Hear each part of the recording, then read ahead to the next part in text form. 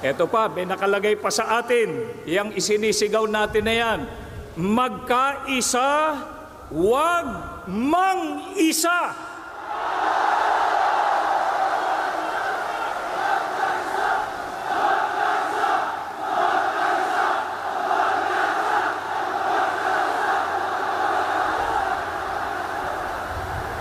Bayan ang asikasuhin, hindi sariling mithiin.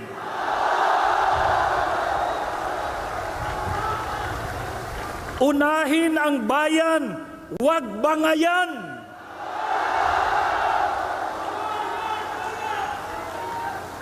Dugtungan ninyo ito, INC is for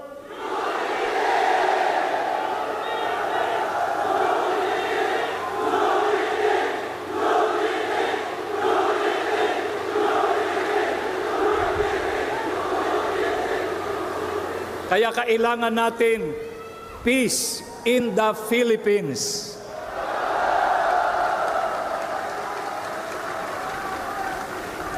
Bakit po ganito ang ating mga panawagan? Kasi ayaw namin ng kaguluhan, saan mang ito panig manggaling. Ang nais natin ay, isigaw ninyo, kapayapaan.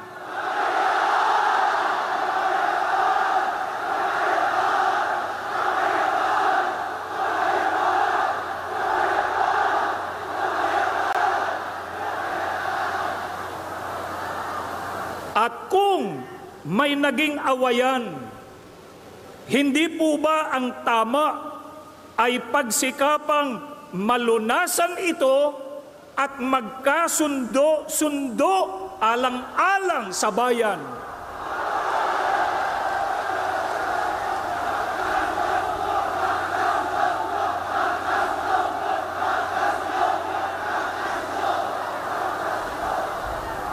Sa pagkakaisa at sa kapayapaan, mananaig at mamamayani ang sambayanan. Kaya sana maging mabuting halimbawa ang ating mga namumuno sa pamahalaan.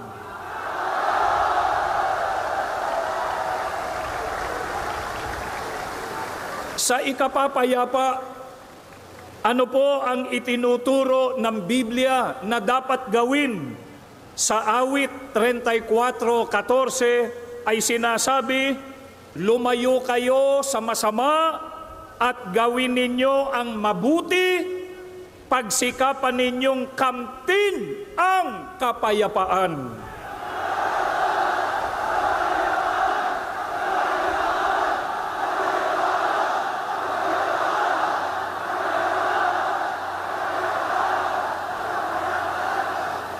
Ito po ang itinuturo ng ating Panginoon Diyos. Ito po ang dapat nating gawin para kamtan ang kapayapaan, lumayo sa masama, at gawin ang mabuti.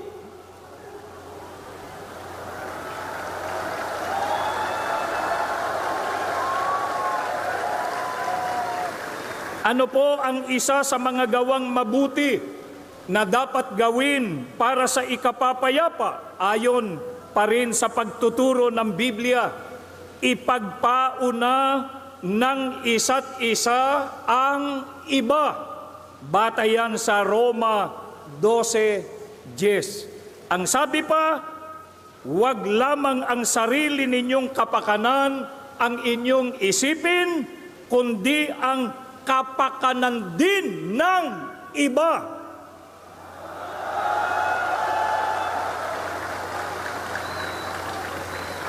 Yan ay nakabatay sa unang Korinto sa 10:24. Kaya para sa kapakanan ng kapwa-tao at mga mamamayan, dapat isang tabi ang mga pansariling kapakanan at mga personal na ambisyon.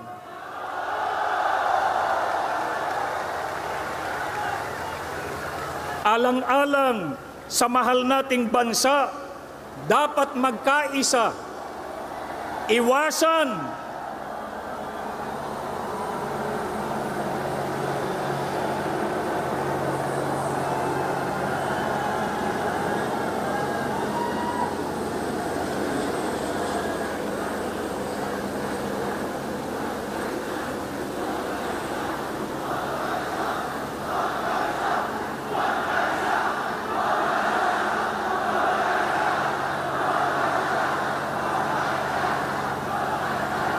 Alang-alang po sa mahal nating bansa, dapat magkaisa at iwasan ang pagkakabahabahagi at kaguluhan. Bakit po dapat iwasan ng mga leader ng bansa ang pagkakabahabahagi at kaguluhan? Kapag nagkakabahabahagi tayo, ay hindi po maisusulong ang kapayapaan.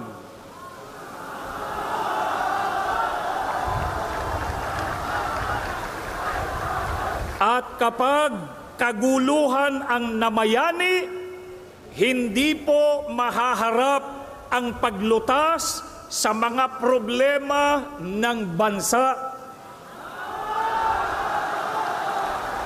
Katulad ng pagtaas ng presyo ng bilihin, seguridad ng mga mamamayan sa mga tumitinding kalamidad, kakulangan sa hanap buhay, kriminalidad, insurgency, at marami pang iba. Ang mga ito'y nakapagpapalala lamang sa krisis pang-ekonomiya at nagpapabigat sa mabigat ng kalagayan ng pamumuhay ng karaniwang Pilipino.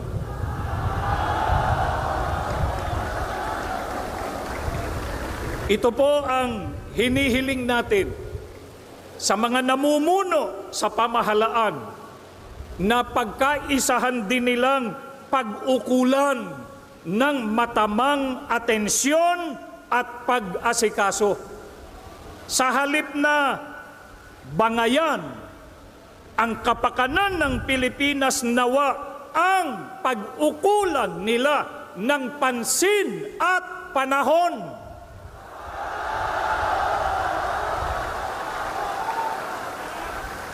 Kaya kahit matapos na itong ating isinasagawa ngayon, na sama-sama at mapayapang pagkilos para sa kapayapaan, ang ating mga panalangin sa Panginoon Diyos ay basbasan niya ang ating bansa ng kapayapaan.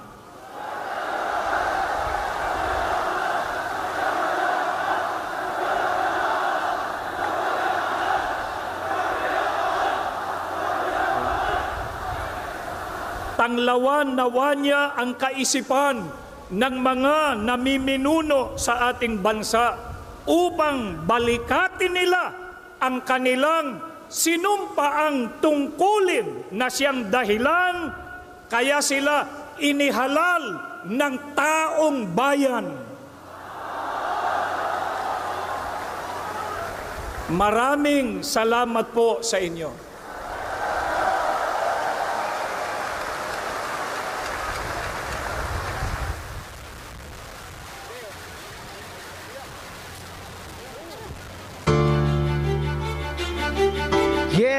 Yeah. Magkakaisa para sa Pilipinas. Taong bayan ay unahin at dapat magkaisa. Ayusin ang mga problema ng ating bansa. Ang galit ay alisin at dapat magkasundo. Payapa ang ating bansa, asenso at taong bayan ay unahin at dapat magkaisa. Hindi ang pag-aaway at ang pagkakagulo. Ang galit ay alisin at dapat magkasundo. Payapa ang ating bansa, asenso at tayo. Ang nahirapan sa bansa ay lumulubha ba? Kailangan maharapin ang maraming nating problema. Maraming nagugutom sa Maynila at probinsya. Maraming trabahante, hindi sapat ang kinikita. Pamilya hindi sapat ang pagkain sa mesa. Kapag sila'y nagkasakit, wala rin pagpa-hospital. Sa buhay ang pinapas sa matinding kalamidad. At tumataas ang antas ng kriminalidad. Hindi mabuting panoorin ang puro na ng amihan. Kaliwat ka na patikos, kabi-kabilang aldidan. At dapat asikasuhin at kailangan malunasan ay ang mga problemang nagpapahirap sa ating bayan. Ating na panahon, pagkakaisa ang solusyon. Magtulungan tayo, ito ang kailangan ngayon. Dapat nagkakaisa para mayabang ang bansa. Pagkakaisa ang kailangan. kailangan hindi mamumulitin ka. Bayan ay unahin na dapat magkaisa. Ayusin ang mga problema ng ating bansa. Ang galit ay alisin na dapat magkasundo. Kung payapa ang ating bansa, aaseso nga tayo. Taong bayan ay unahin na dapat magkaisa. Itigil ang pag-aaway at ang pagkakagulo. Ang galit ay alisin na dapat magkasundo. Kung payapa ang ating bansa, aaseso nga tayo. Anak po ay pansinin itong aming sinasabi. Ang payapaan ito ang nais namin na mangyari. Ang problema ng bayan ay napakarami. Itigil ang pangayan at pagkakabahagi. Ang bansa ay mayabang. Pag hindi mahabahagi, ang bansa ay masaya. Pag walang kampi-kampi, ang bansa ay ulan. Pag hindi kanya-kanya, pagkakaisa, ito ang dapat nating magawa. Panahon na para harapin mga problema ng bansa. Sa pagpapangayan ng bayan ang nagdurusa. Nauubos lang ang oras ay hindi mahalaga. Kapit yan ang panahon, kinabukasan ng bansa. Panahon na para harapin mga problema ng bansa. At magkaisang lahat mga hindi halalang madla. Huwag nang ubusin ang oras sa hindi mahalaga. Kapit yan ang panahon, kinabukasan ng bansa. Ang bayan ay unahin, dapat magkaisa. Ayusin ang mga problema ng ating bansa. Ang galit ay alisin, dapat magkaisa. Aaseso nga tayo. Ang bayan ay unahin, dapat magkaisa. Itigil ang pag-aaway at ang pagkakagulo. Ang galit ay alisin, dapat magkasundo. Kung payapa ang ating bansa, aaseso nga tayo.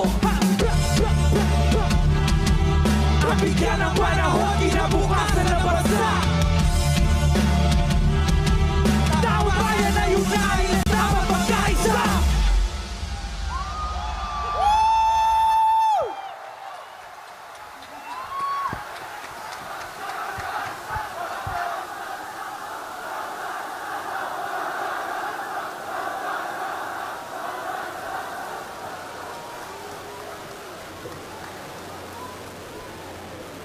Muli po, magandang hapon sa inyong lahat. Tulad po ng alam natin, ang layunin ng pambansang rally na ito ay para sa kapayapaan. Kapayapaan ng ating bansa. Ngunit, ang tunay na kapayapaan ay makakamtan lamang kung ang batas ay irerespeto at paiiralin. Hindi po tayo laban sa anumang proseso ng paglilitis, anuman ito. Kailanman at ito po naaayon, sumusunod sa batas. Kaya upang magbigay linaw ukol sa diwa at kahalagahan ng pagpapairal at pagsunod sa rule of law, na siya pong sandigan ng kapayapaan tungo sa ikalulutas ng maraming problemang kinakaharap ng ating bansa, atin pong pakinggan ang isa po nating kapatid na abogado. Narito po si kapatid na Rodante Marcoleta.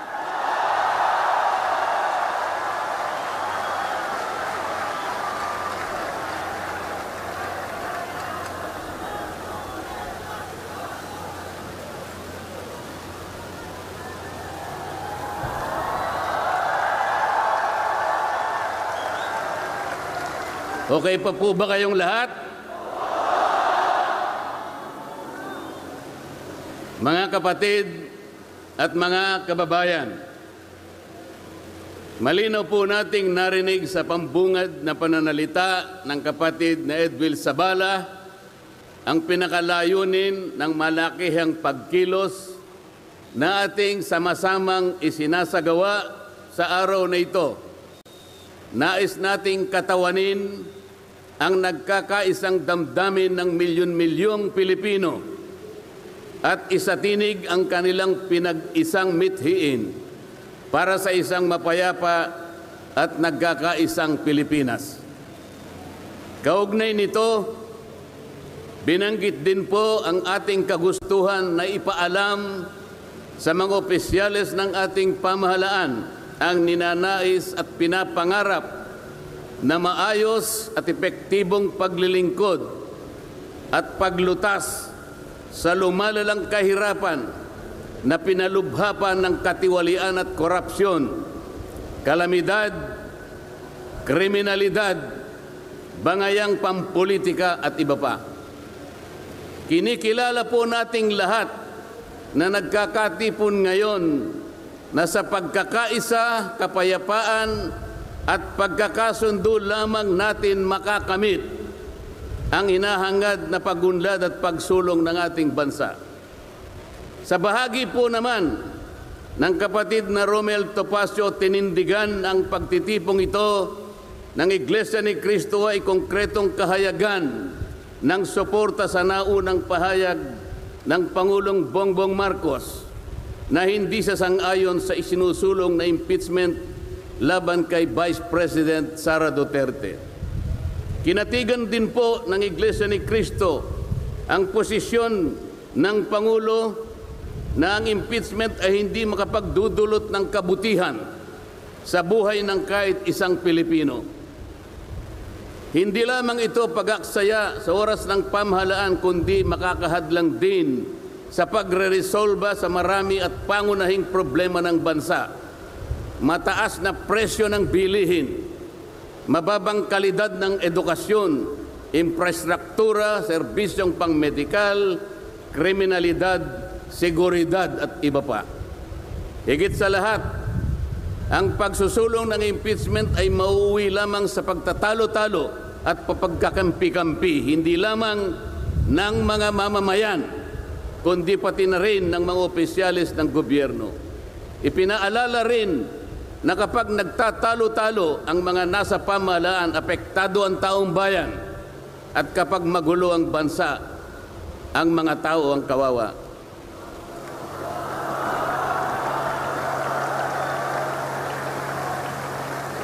Lagyan po natin ng konteksto ang dalawang pagpapahayag na nauna upang lalong mabigyan ng diin ang kahalagahan ng pagkakaisa, pagkakasundo at kapayapaan sa ikalulutas ng panganib na dulot ng kahirapan dahil sa lumulubhang katiwalian, korupsyon, kalamidad at lalo lamang napabibigat ang buhay at pamumuhay ng ating mamamayan. Sa isang ulat balita ng periodikong Philippine Star, 4 na araw nang nakararaan ay ganito ang sinasabi. Based on a recent SWS survey, an estimated 17.4 million Filipino families considered themselves poor in the last quarter of 2024. This number represents 63% of the surveyed respondents, the highest self-rated poverty in 21 years.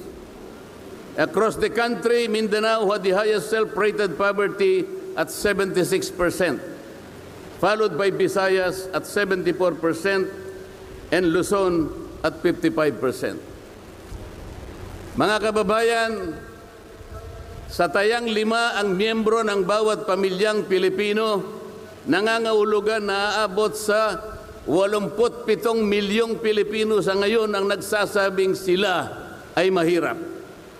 Katumbas ito ng 75% ng ating populasyon ngayon na tinatayang 116 million o mahigit pa. Gusto ko pong banggitin sa inyo at kailangan malaman ninyo na sa taong ito ang ating national budget ay nagkakahalaga ng 6.3 trillion pesos. Ito po ang ating national spending. Ang ibig sabihin, ito pong halagang ito ang gagamitin dapat ng pamahalaan upang tugunin ang lahat ng pangangailangan, pangkabuhayan, panglipunan, pangkalusugan, pangedukasyon, pangseguridad, lahat ng kakailanganin alang-alang sa kapakanan ng bawat isang Pilipino. 6.3 trillion pesos. Ngunit, ang tinatayang magiging income lang ng ating bansa ay kulang pa sa 5 trilyong piso. Ang ibig pong sabihin, meron tayong deficit. Meron tayong kakulangan na 1.5 trillion pesos. Ito po ang ating ipangungutang sa taong ito. 1.5 trillion pesos. Ibig sabihin po, bawat araw tayo'y gagasta ng 17.6 billion pesos. Yun po yung ating gasta. Araw-araw. Ngunit ang ating kinikita ng bansa ay 13.4 billion pesos lamang. Sa makatwid, ang uutangin natin araw-araw ay 4.2 billion pesos. Katumbas ng 175 million pesos bawat oras. Napakabigat po na hinaharap na hamon at problema ng ating bansa. Hindi po biro-biro ito. Ito po'y pananagutan po ng ating mga opisyales. Hindi po pwedeng talikuran ito. Ganito na po kalala ang problemang pang-ekonomiya ng ating bansa. Ngunit, hindi po yata ganito ang naging direksyon, sapagkat sa halip na po unahin ang mga binanggit nating malalaking problema na kinakaharap ng ating bansa, ang inuna po ay mga bagay na mauuwi lamang sa pagkakampi-kampi at pagkakabahagi ng ating bansa. Bakit po? Nagtatag po ng Quadcom. Ang buong akala ko po sa pagtatatag ng Quadcom, ito po ay 4 na komite sa House of Representatives.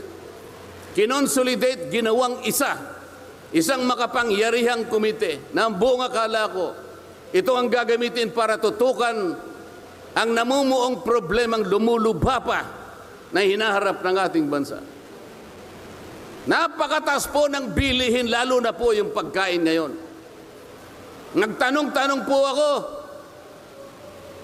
ang isang pirasong kamatis last week is 20 pesos. Tama po ba yun? Ngayon po, may nagsabi sa akin 30 pesos isang kamatis. Ang isang kilong kamatis, 400 pesos. Tama po ba yun? Ang isang piraso ng siling pangsigang ay 10 piso. Yun po yung sinabi sa akin. Tama po yun? 600 pesos per kilo. Yun pong bell pepper. 2 kulay po yata yung bell pepper. Isang berde, isang pula. 45 pesos ang isang piraso. 1,000 pesos ang isang kilo. Bakit hindi po ito yung unang harapin natin? Napakalala po ng presyo ng kuryente sa ating bansa.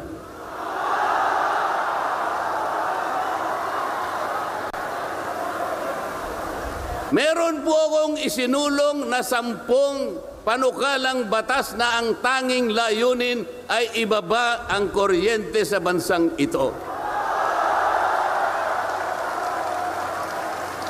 Ikinalulungkot ko pong ibahagi sa inyo na kahit isa'y wala man lamang pong nadinig.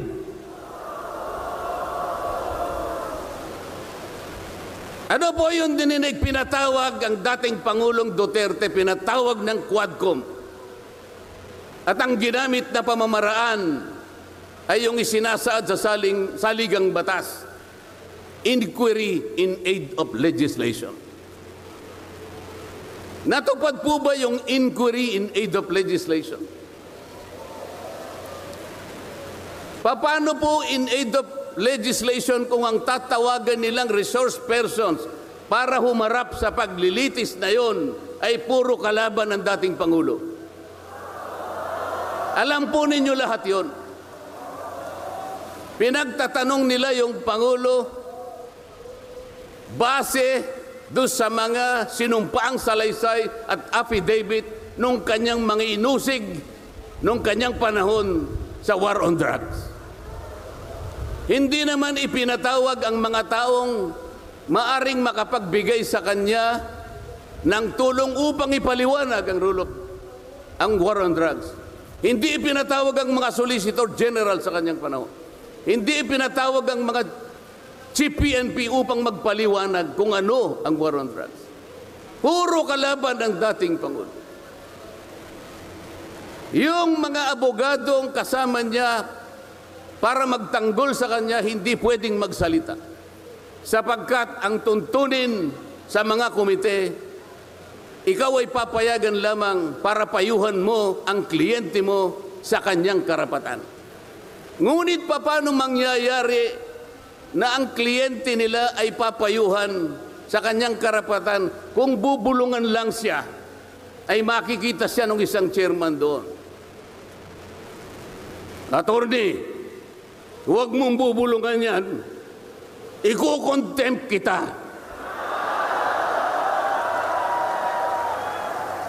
Nasaan na po yung sinabi sa saligang batas na lahat ng inuusig ay meron siyang karapatan sa abogado? The right to counsel.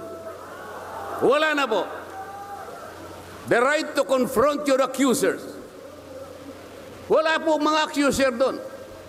Ang ginagamit ko ay mga sinumpaang salaysay, hindi man lang in-authenticate, ipinalagay na totoo lahat ang nakasaad ng mga aligasyon. Anong gagawin ng isang tao sa harap ng ganito na walang rule of law at walang due process? Ito po ang pinag-umpisahan ng kaguluhan at pagkakahati-hati. Sa kagustuhan po nila na mausig ang dating Pangulo, ayaw po nilang pumunta sa korte, ayaw nilang pumunta sa piskal. Ano po ba ang sinasabi ng mga desisyon ng Korte Suprema? Kapag ka napatunayan nyo ang isang tao ay maaring nakagawa ng kahit anong paglabag sa lahat ng batas, anumang batas, dalhin ninyo sa piskalya, dalhin ninyo sa korte. Yun ang tamang paraan. That is the rule of law. Ngunit bakit? Bakit kayong Quadcom ang gumagawa nito? Ang Quadcom ay hindi piskal. Ang Quadcom ay hindi korte. Nagkukunwa lang na korte. Yung mga chairman ng 4 na komite doon, wala ni isang abogado. Pero naalala ko yung isa doon, kamukha ni Attorney Agaton.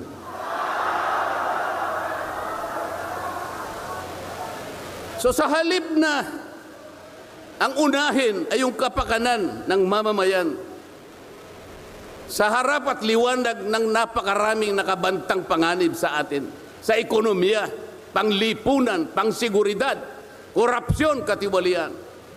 Bakit ang inuuna ay usigin ng isang tao na hindi naman ipadadaan sa tamang proseso ng batas?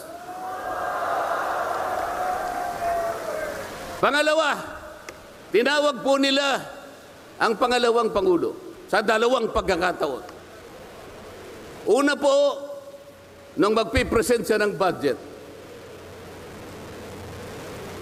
Ang pinipresent po niyang budget ay budget for 2025. Akalain po ninyong ang gusto nilang tanungin ay yung pagkakagasta ng kanyang budget noong 2022 and 2023. Saan ka naman nakakita ng ganong klaseng direksyon? 2025 ang dapat pag-usapan, ang kanilang pilit na itinatanong ay paggamit o paggasta niya noong 2022 at 2023. Ang sabi po ng Vice President, siguro na inis na rin, I forgo my opportunity to defend this 2025 budget and I leave it to the discretion of the House of Representatives as presented. Oh, ayaw pa nilang tanggapin. Nang ibig sabihin, ayaw ko nang idepensa sa inyo. Bahala na kayo. Kung anong gusto nyong ibigay sa akin, bahala na kayo. Ano pong ginawa nila? Hindi. Kinakailangang masagutin mo lahat ito. Walang exempted dito. Kahit ano nga yun siya, kailangan namin tama po yung lahat po ng paggasta ng pera ng bayan ay kailangan pong suriin. Totoo po yun. Ngunit meron pong pagkakataon at panahon sa paggawa nito. Hindi po sa panahon ng pipresenta ng budget. So ang ginawa po nila, tinawag uli ang pangalawang Pangulo sa isang pagdinig sa isang komite na kung tawagin ay Committee on Good Government.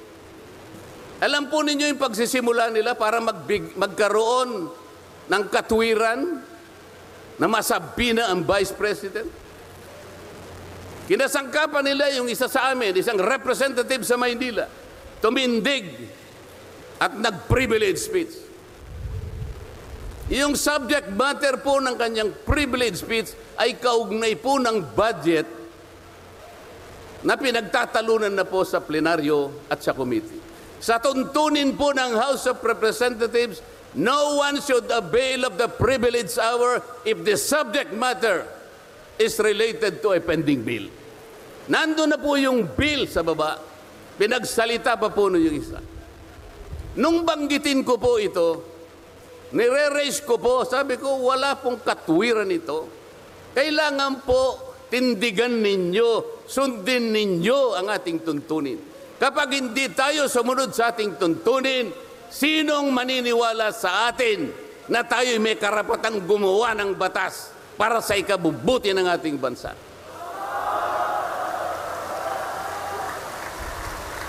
Ang sabi po ng chairman, noted. Saan ka naman nakakita ng ganun?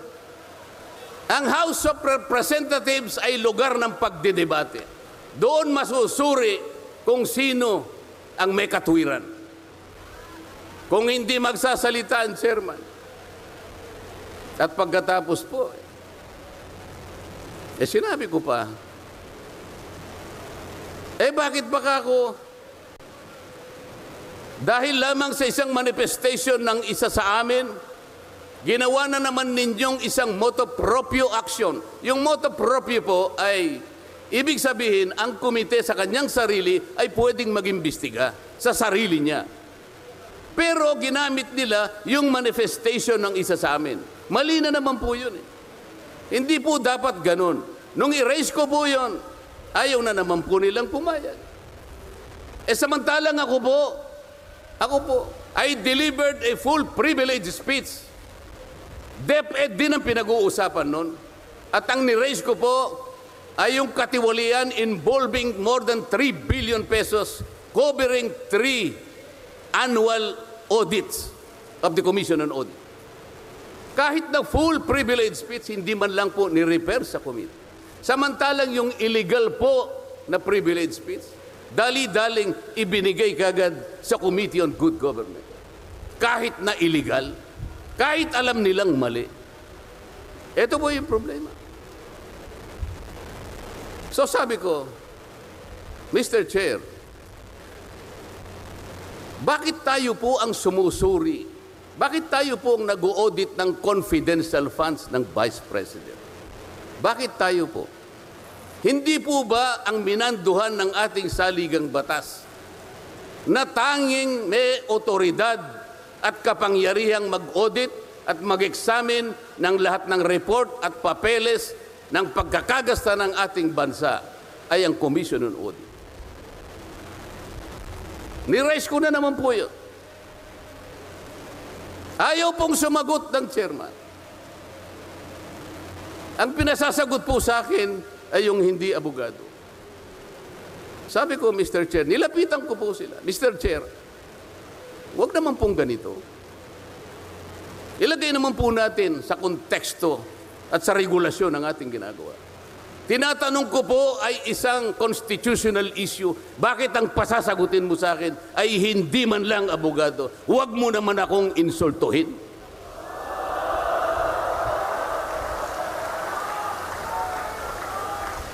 Doon sa puntong yun, alam po ninyo, pati yung kinakain kong hopya, pinagtripan nila.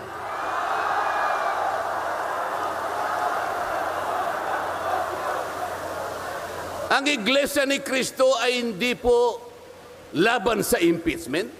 sapagkat ang impeachment ay itinatadhana sa saligang batas.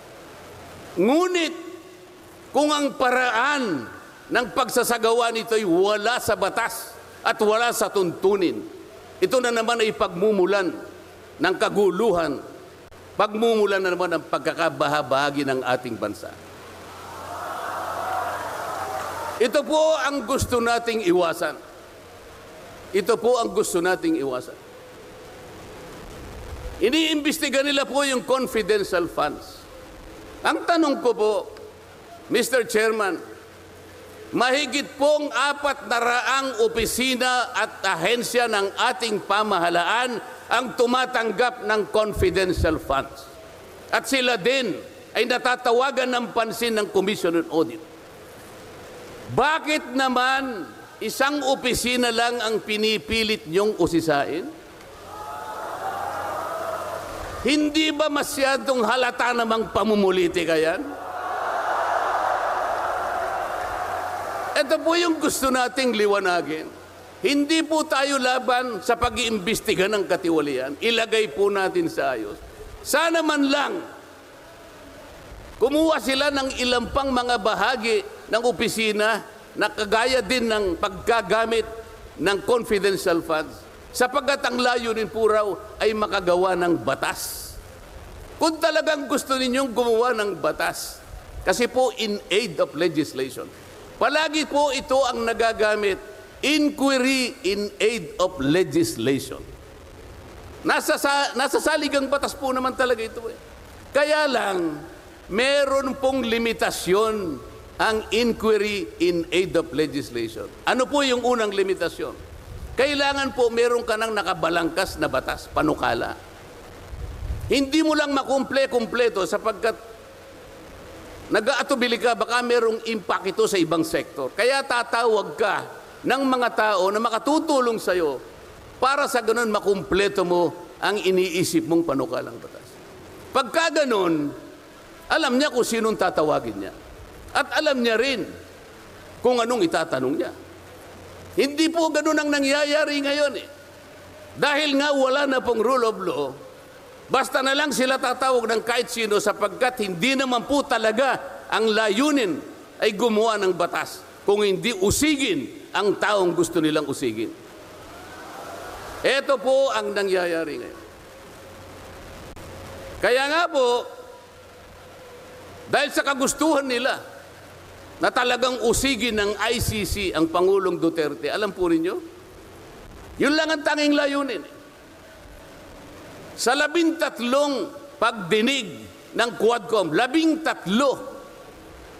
nakapaggawa lang sila ng isang batas na kahit siguro po high school graduate pagtatawanan niya yung kanilang panukalang batas. Bakit po? Yung definition na definition lamang po ng extrajudicial killing ay talaga pong matatawa ka na. Tayo ko na pong pahabain yun. Ibig sabihin, ang layunin talaga ay hindi in aid of legislation, kung hindi in aid of prosecution, in aid of persecution.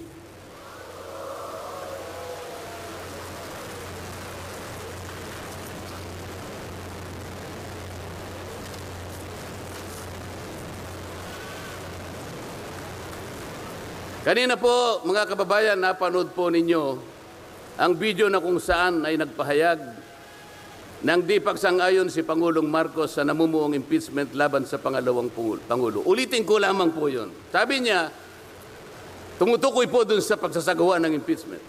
This is not important. This does not make any difference to even one single Filipino life.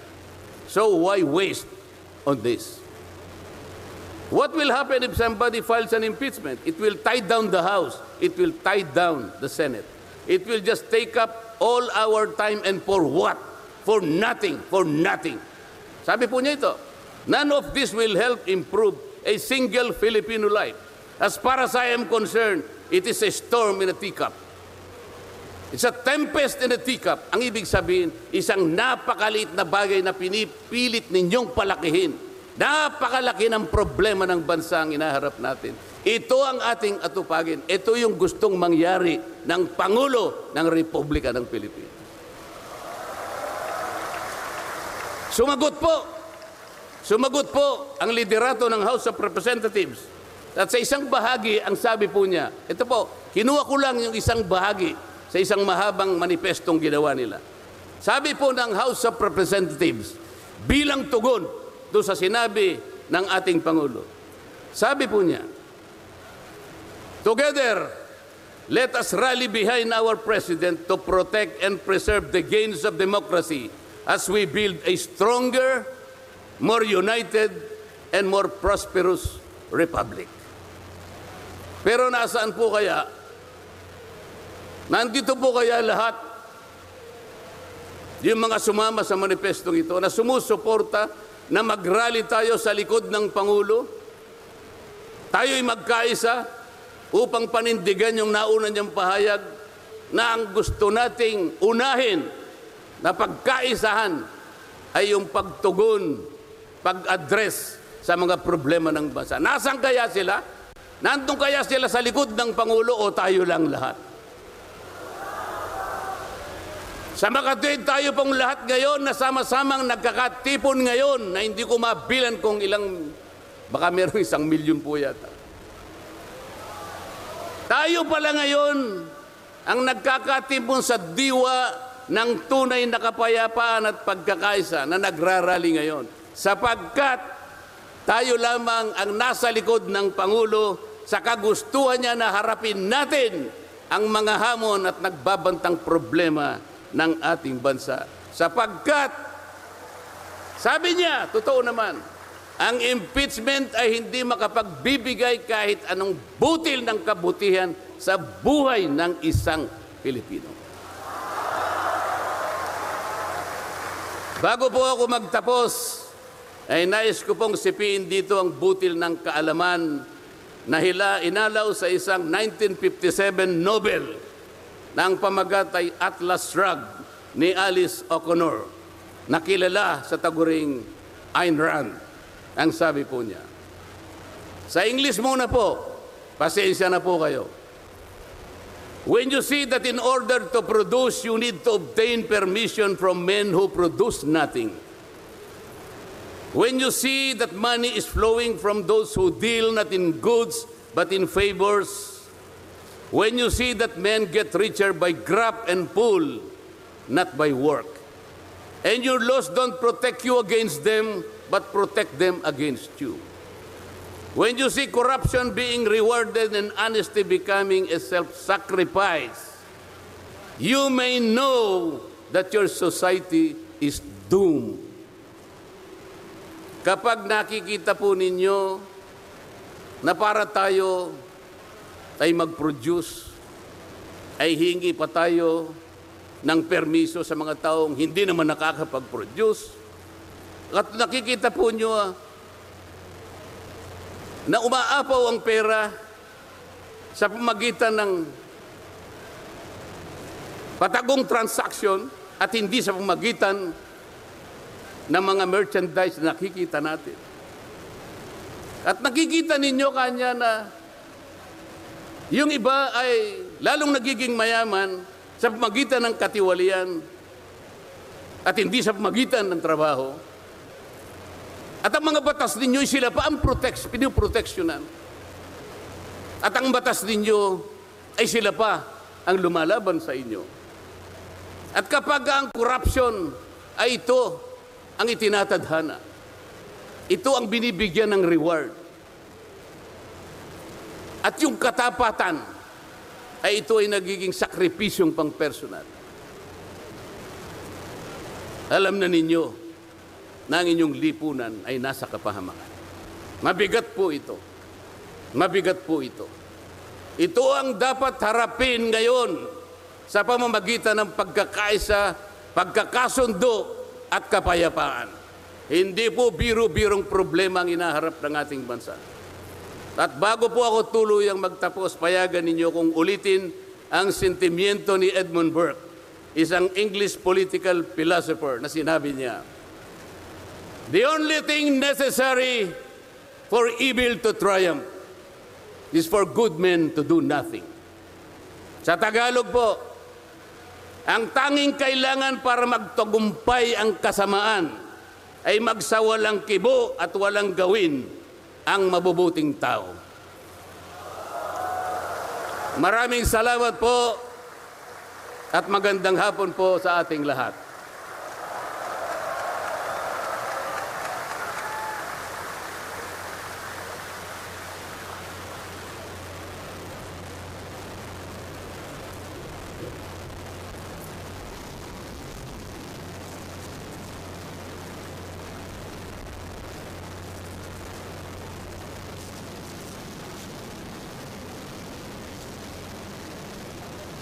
Ngayon naman po ay pakinggan natin ang kapatid na Arnel Tumanan para sa napakahalagang mensahe.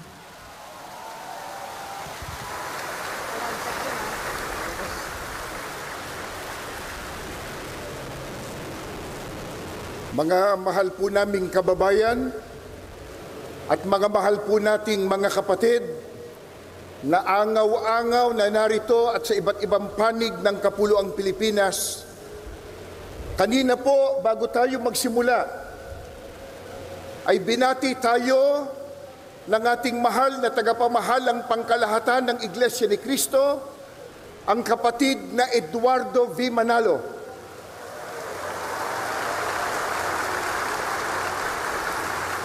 Bayaan niyong tayo naman ang bumati sa kanya ngayon. Sabihin po nating magandang araw po ka Eduardo. Isa pa.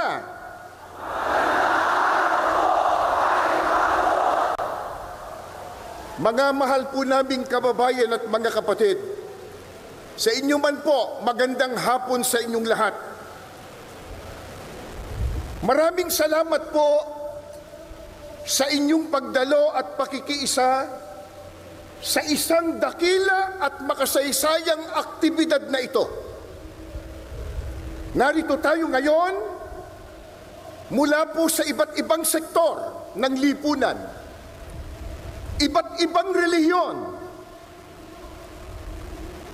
iba't ibang samahan at sangay ng pamahalaan upang isagawa po ang ganitong mapayapang pagkilos.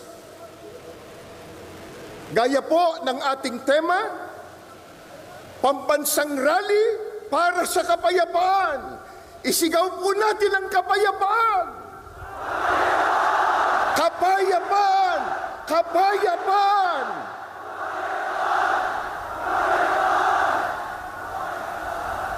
Maliwanag po sa atin na isang aral ng Diyos na nakasulat po sa Biblia na dapat tayong magpasakop sa kapangyarihan o pamahalaan ng bayan, na yan po ang katangian at sinusunod ng mga kaalib sa Iglesia ni Cristo.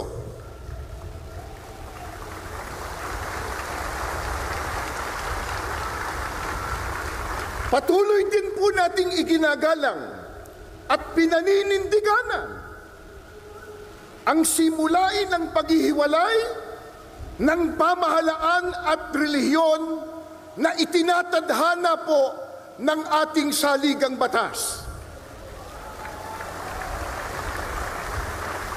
Dahil dito, ang ating mapayapang pagkilos na ito ay wala pong bahid na anumang politika.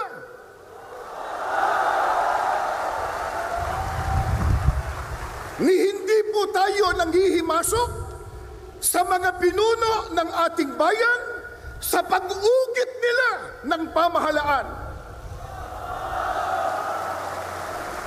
Hindi po natin nais makialam sa pagpapatakbo ng pamahalaan ng ating bansa.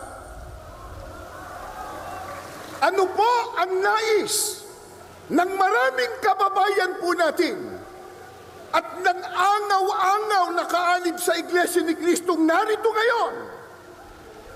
Ang nais po natin, ang maliit na tinig na ngayon ay pinagsasama-sama natin sa ating rally, mapakinggan naman ng pamahalaan.